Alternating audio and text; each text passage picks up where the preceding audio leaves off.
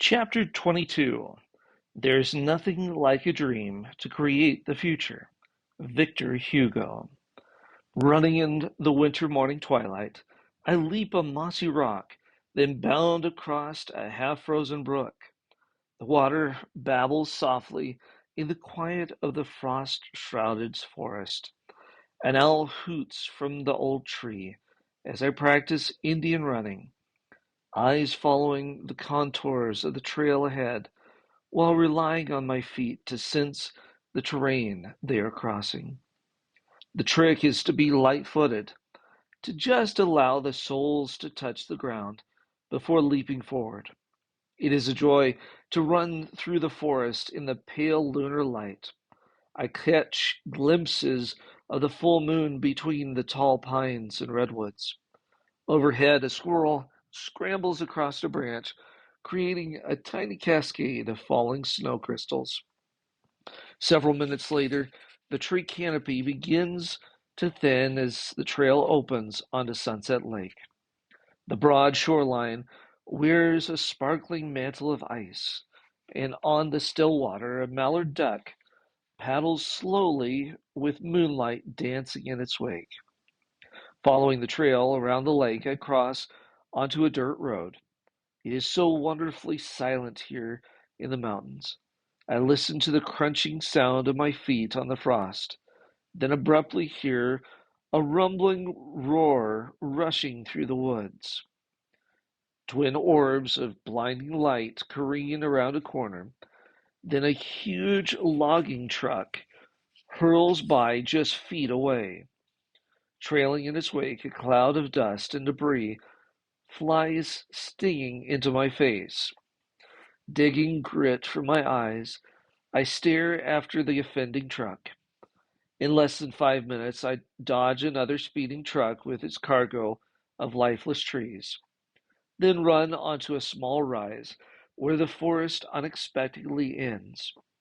As far as I can see, the land is empty of trees, but for isolated patches here and there, jogging reluctantly onward, I pass an endless chain of descending logging trucks, 13 in an hour.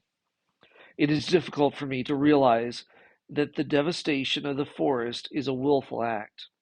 Human greed consumes, yet is never satisfied. It is a destroyer that devours forests and eats away at the people's souls.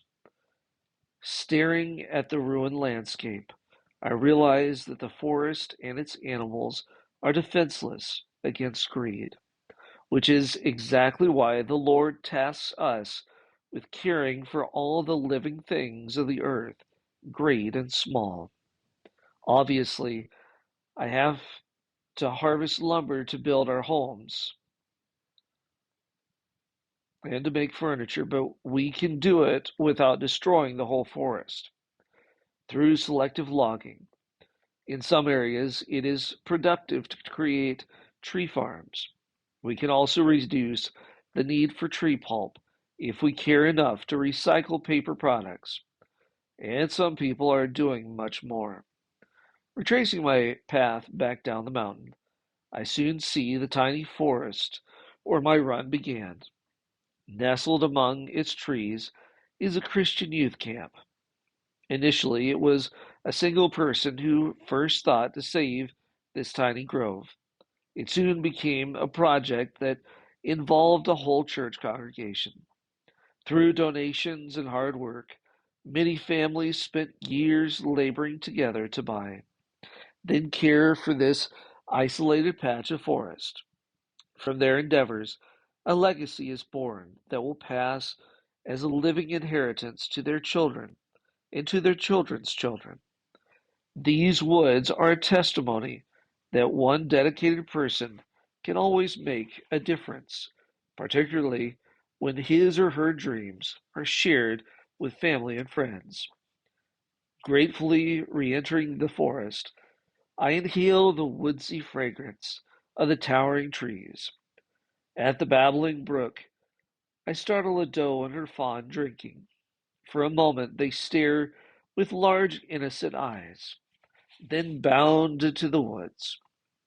At the trail's end, a warm yellow glow between two giant redwood trees reveals a cabin door opening.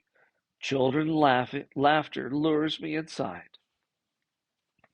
A dedicated person is capable of extraordinary feats, but a group of people working together can accomplish wonders.